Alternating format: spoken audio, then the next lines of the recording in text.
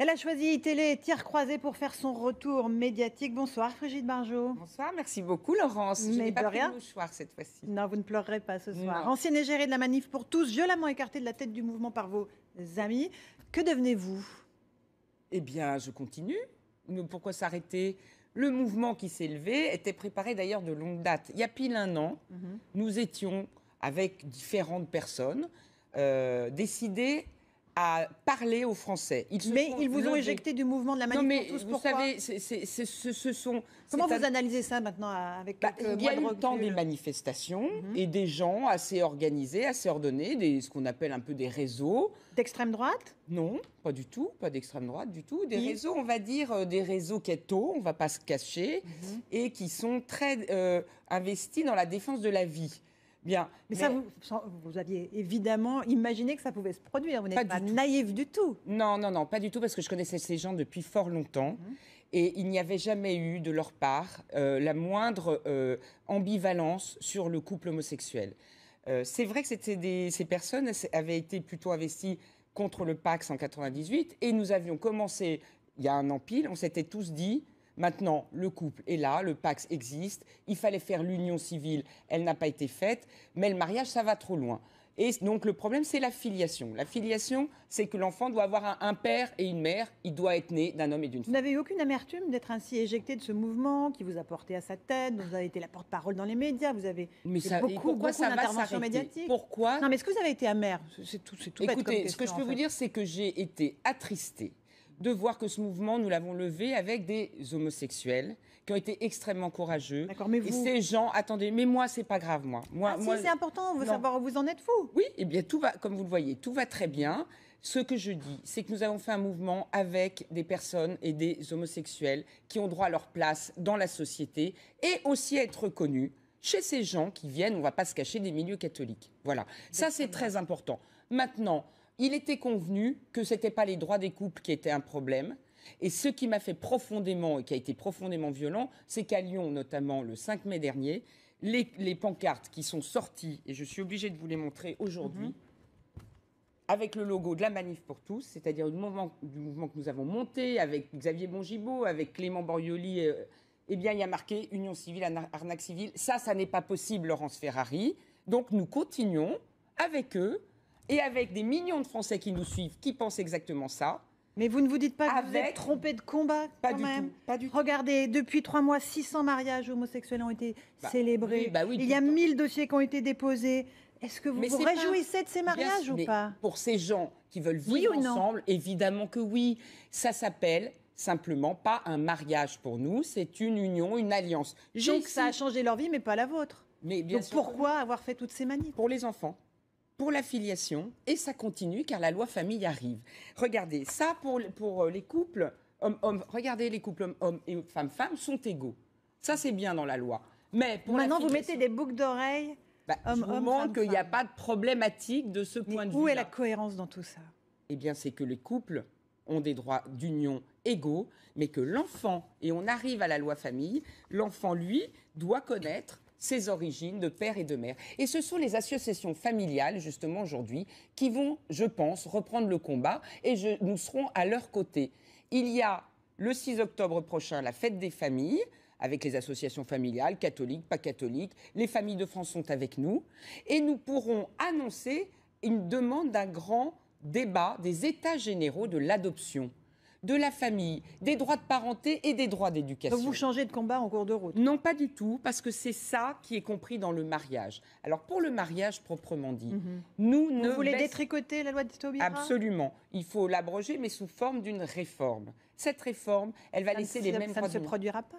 Vous savez pas, peut-être avec M. Hollande, ça effectivement, je suis naïve, mais pas à ce point. Personne ne reviendra sur cette réforme. Bien sûr que si.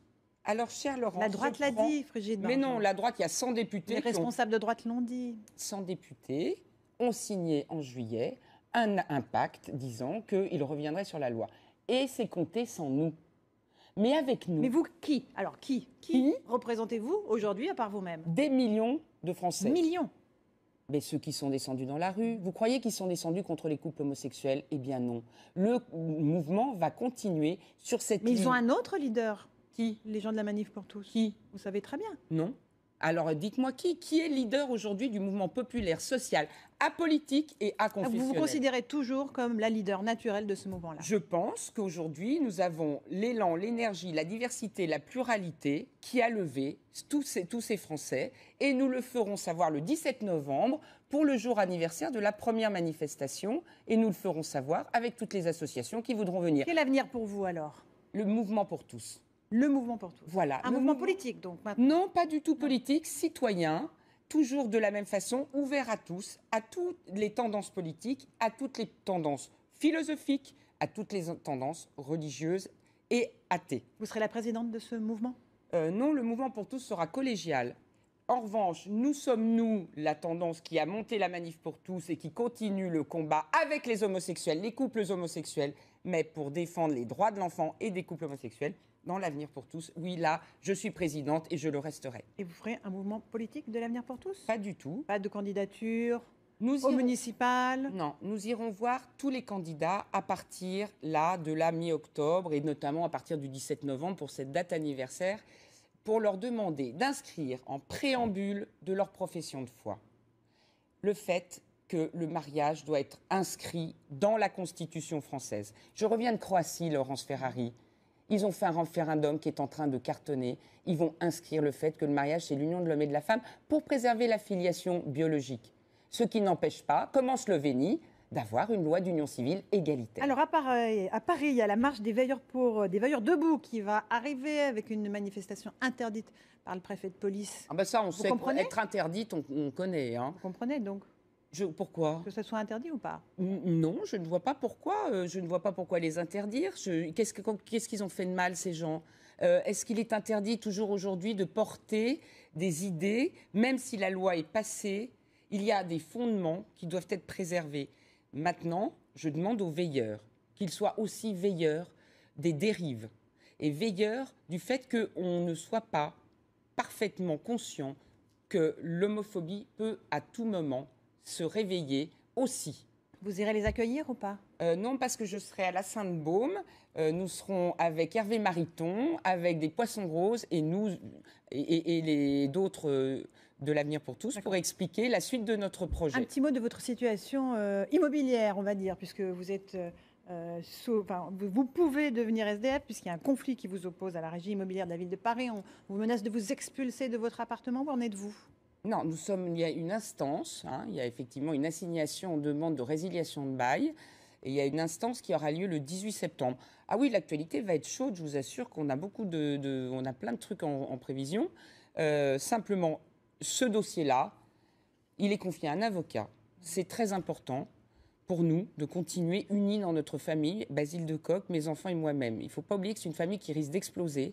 Et aujourd'hui, Exploser? Moi, je suis obligée de quitter le domicile si on est expulsé. Basile de Kock, je ne vois pas pourquoi il devrait quitter son appartement. Je pense que celle qui est visée dans tout ça, c'est effectivement Frigide Barjot, celle qui a levé ce mouvement. Mais il y a des enfants et il y a un dossier qui est confié à un avocat qui est raisonnablement confiant. Nous verrons donc ça le 18 septembre. C'est le juge qui aura les teneurs de tout l'impact que ça a eu sur vos proches, vous venez de le dire, sur votre mari, vos enfants, sur vous. Vous avez subi des attaques violentes, on vous a vu en larmes, notamment. Mais écoutez, vous vous rendez compte ce qu'on a fait? Vous ne regrettez pas? Laurence, c'est historique ce qui s'est passé. Oui, c'est toute vraiment une historique, partie le vote de la loi. Comment? Le vote de la loi? Oui, mais bien sûr, le vote de la loi, il est simplement allé trop loin. Cette loi n'est pas ajustée pour les couples et les personnes de même sexe qui ont des enfants. Et on va débattre de tout ça. Il faut ouvrir ces états généraux aujourd'hui de la famille et de l'adoption. Il faut que les adoptés puissent parler. Il faut que les couples homosexuels qui élèvent des enfants puissent parler. Moi, je ne les ai pas entendus. Il faut vraiment que, enfin, en France, la démocratie s'exprime. Et partout en France, dans les mouvements qui se lèvent et dans les mouvements à venir. Voilà, je ne regrette rien.